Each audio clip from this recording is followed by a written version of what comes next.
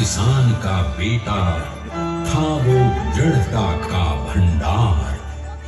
वल्लभ भाई पटेल नाम कहलाता था सरदार। कृषक कार्मिक जनगण से था उसको प्यार अपार। अखिल देश ने उसे रहनुमा किया था स्वीकार। गांधी बापू का शिष्य, सत्य अहिंसा का अवतार, किंतु एक भारत करने को धर लेता हथियार। लौह पुरुष संबोधन था वो लोहे की दीवार। तेज पुंज तुम, शक्ति पीठ तुम, बल का सागर अपरंपार। ऋणी देश का नम्र नमन, तुम स्वीकारो सरदार।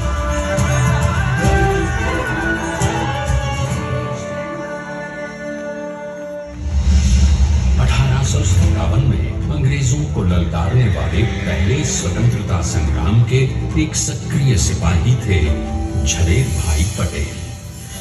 करमसद गांव के इस बहादुर देशभक्त किसान और उनकी पत्नी लाडबाई के 5 बेटों और 1 बेटी में से चौथे पुत्र थे वल्लभ भाई।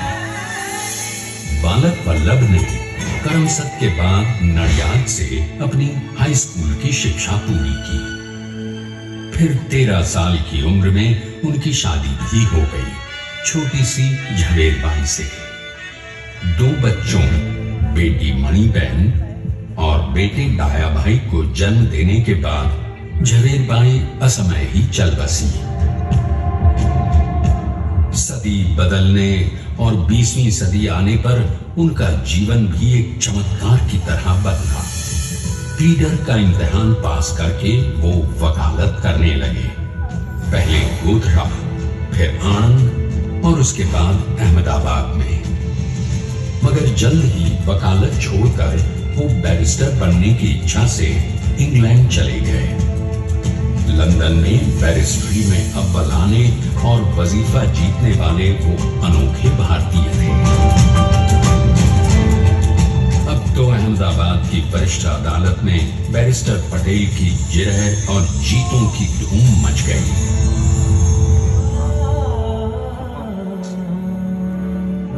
तभी एक युग पुरुष ने वल्लभ भाई के जीवन की धारा ही बदल दी।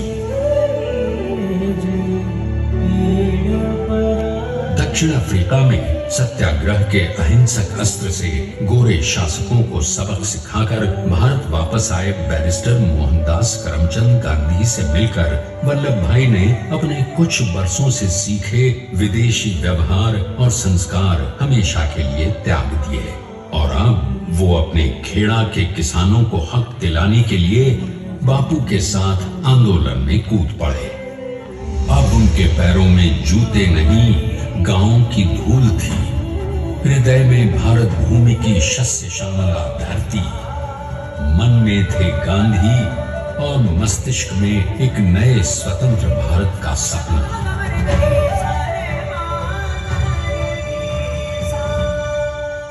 तभी बारडोली के मजबूर मजलूम किसानों की यातना का समाचार उनके पास पहुंचा। तुरंत वल्लभ भाई वहां पहुंचे और यूं शुरू हुआ भारत का सबसे बड़ा और सफल किसान आंदोलन बारडोली। वल्लभ भाई ने बारडोली के 87,000 किसानों को ऐसा अटल अडिग अचल मनोबल दिया कि अंग्रेजी सरकार हिल गई और 1 बरस के बाद उनका लगान माफ कर दिया गया। अब तो पूरे देश में लोग वल्लभ भाई के नाम की कस्में खाने लगे। स्वयं महात्मा गांधी ने कहा, अब वल्लभ भाई मेरे शिष्य या साथी नहीं, सारे देश के सरदार हैं और देश को मिल गया एक अनोखा असरदार सरदार।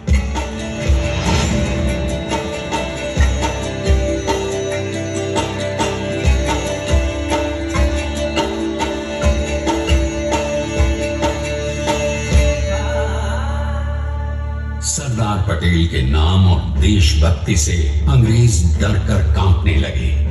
1930 के नमक सत्याग्रह और दांडी कूच में वो बापू से भी पहले गिरफ्तार किए गए।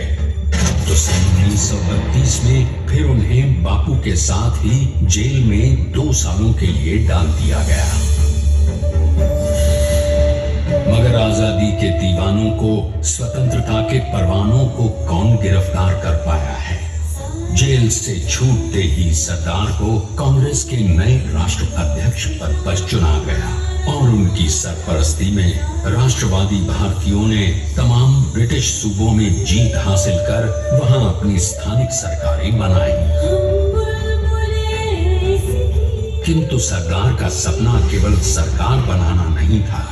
उनका स्वप्न तो था एक ऐसे नए भारत का जहां हर रंग, हर रूप, हर जात, मजहब, तबके का हिंदुस्तानी एक साथ मिलकर एक ऐसा नया भारत बना सके जहां पूर्ण स्वराज्य के साथ सारे समाज को गरीबी, अशिक्षा, छुआछूत से भी आजादी मिल जाए। इसकी पहली रणनीति थी भारत को अंग्रेजों की गुलामी से आजादी, ताकि भारत के लोगों की अपनी सरकार सबके साथ और सबके विकास के लिए काम कर सके। बापू की अगुवाई में अब देश ने अंग्रेजों को अंतिम चेतावनी दे दी, करेंगे या मरेंगे, क्विट इंडिया, अंग्रेजों, भारत छोड़ो। बस फिर क्या था, संघर्ष की रणभेरी बजी। 3 सालों के लिए सरदार पटेल को भी सत्याग्रही नेताओं के साथ जेल में ठूंस दिया गया। 2 सालों के बाद अंग्रेजों को बापू के सभी शिष्यों और साथियों को छोड़ना पड़ा।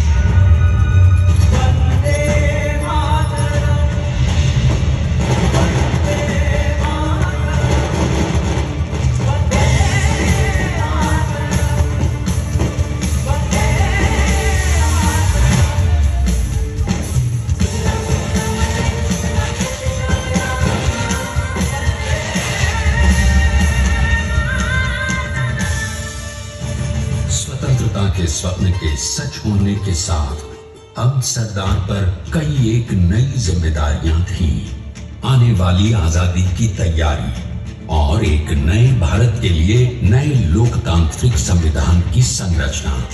जैसा उनके साथी ने खुद कहा था, सरदार ने ही छेनी हथौड़ी लेकर एक नए भारत को उकेरा है।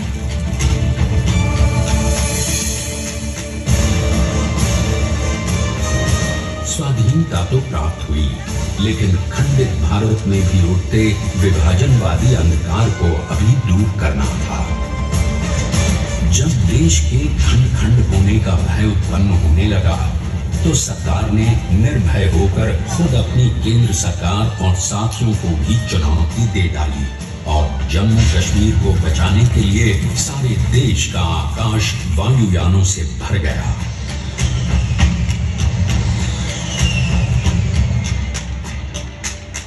फिर हैदराबाद और जूनागढ़ के भारत में विलयीकरण को पाकिस्तान से चुनौती मिली। सरदार चाहते थे कि देश की 1 इंच धरती अब और विभाजित नहीं होनी चाहिए। नए भारत को एक करने के लिए समझा बुझाकर, मनाकर 565 रियासतों को सरदार ने अपनी सूझबूझ, सदाशयता, संबल से एक नए स्वतंत्र भारत का अभिन्न अंग बना लिया। हमारे इतिहास में अखंड भारत के पुरुषार्थ का ये एक महानतम अध्याय है। जैसा उन्होंने स्वयं कहा था, हमें नए धागों को पुराने ताने बाने में ऐसे पिरोना है कि एक दूसरे में गुंथ जाए और बेहतरीन बनावट वाला एक नया भारत उभर कर सामने आ सके। अंततः अपने वज्र दृढ़ संकल्प से एक नया विराट विशाल एक भारत श्रेष्ठ भारत बनाकर दिखा ही दिया सरदार ने। संसार के सबसे बड़े प्रजातंत्र के शिल्पी को प्रणाम करने के लिए देश ने बनाया है ये समर्थ स्मारक। स्वाधीन भारत को समर्थ भारत में बदलने वाले सरदार पटेल को समर्पित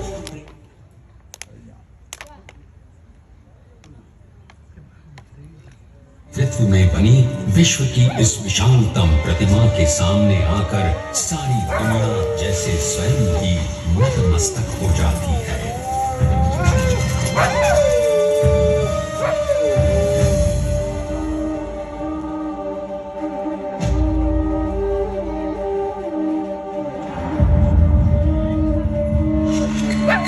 देश को बना गया वो अमित अटल, हरा सका उसे न कोई शत्रु दल। चट्टान के समान सा पुरुष प्रबल, पटेल तो स्वदेश का सम्मान है, पटेल तो स्वदेश का सम्मान है, पटेल तो स्वदेश का सम्मान है, पटेल तो स्वदेश का सम्मान है।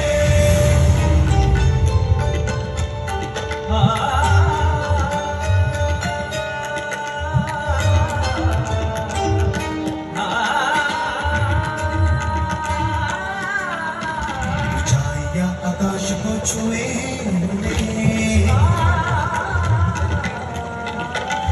गहराइयां समुद्र की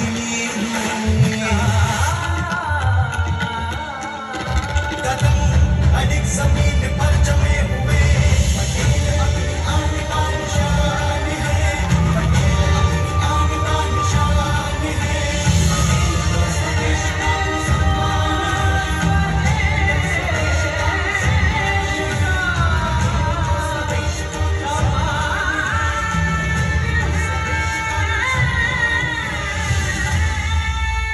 आइए अब देखते हैं कि अपने लौह पुरुष को श्रद्धांजलि देती 182 मीटर ऊंची विश्व की सबसे विशालकाय प्रतिमा का निर्माण कैसे हुआ।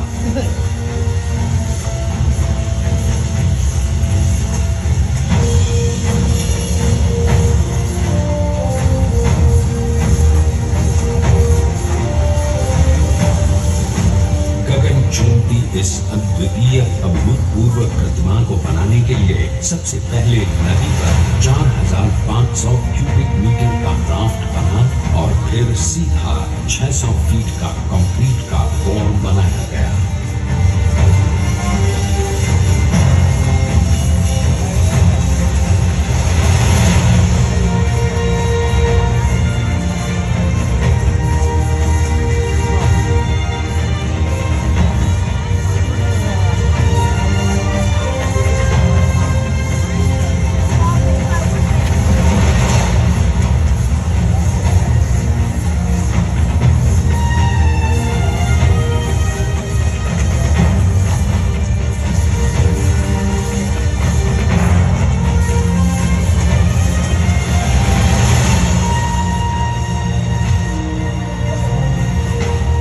इस कंक्रीट कोर के साथ लगाया गया स्टील का फ्रेमवर्क।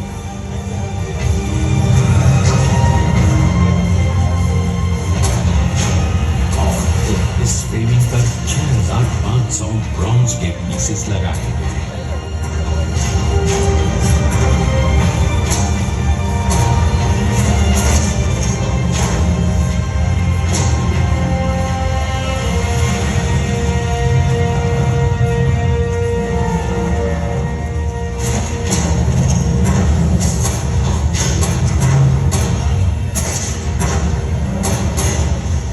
सोचिए कि 182 मीटर ऊंचे इस भव्याति भव्य स्मारक के निर्माण में कितना सामान और मेहनत लगी हो।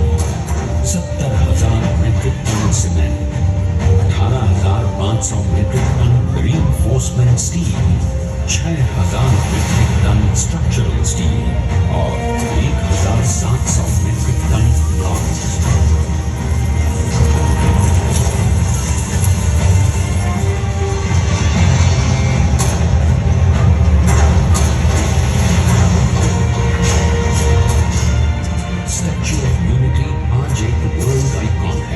इसे मुमकिन बनाने में एक सेकंड भी ब्रेक लिए बिना देश भर की टीम्स ने 24/7 काम किया।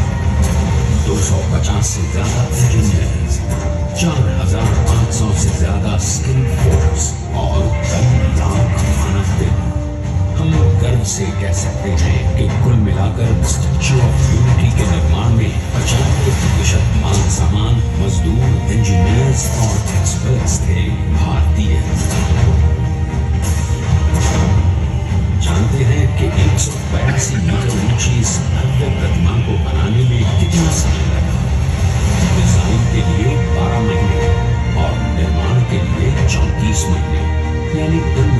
केवल 46 महीने।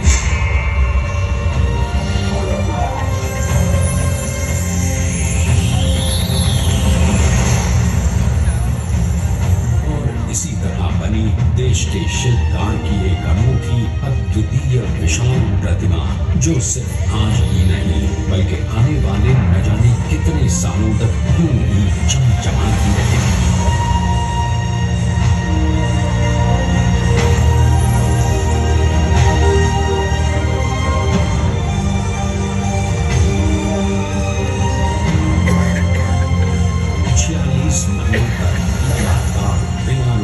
एकजुट होकर न जाने कितनों ने परिश्रम किया और उनका साथ दिया भारत की 7.25 करोड़ जनता। और तभी मुमकिन हो पाया एक ऐतिहासिक निर्माण जो आज कहलाता है भारत की नई पहचान। स्टैच्यू ऑफ यूनिटी, विश्व की सबसे ऊंची प्रतिमा। सरदार ने अपनी गंभीरता, शालीनता और दूरदर्शिता से भारत को संगठित करने के असंभव कार्य को संभव कर दिखाया।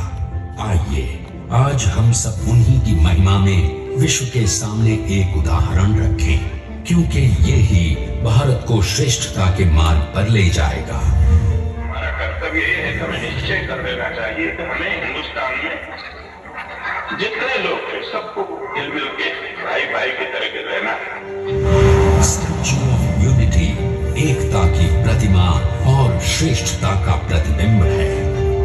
एक पहल है इस अखंड भारत को श्रेष्ठ भारत बनाने के सपने को पूरा करने के लिए। एक पुकार है हम सबको एकजुट होने के लिए। एक आंदोलन है भारत को सबसे आगे ले जाने के लिए, श्रेष्ठ बनाने के लिए। आपके योगदान और विश्वास से ही बनेगा एक भारत श्रेष्ठ भारत।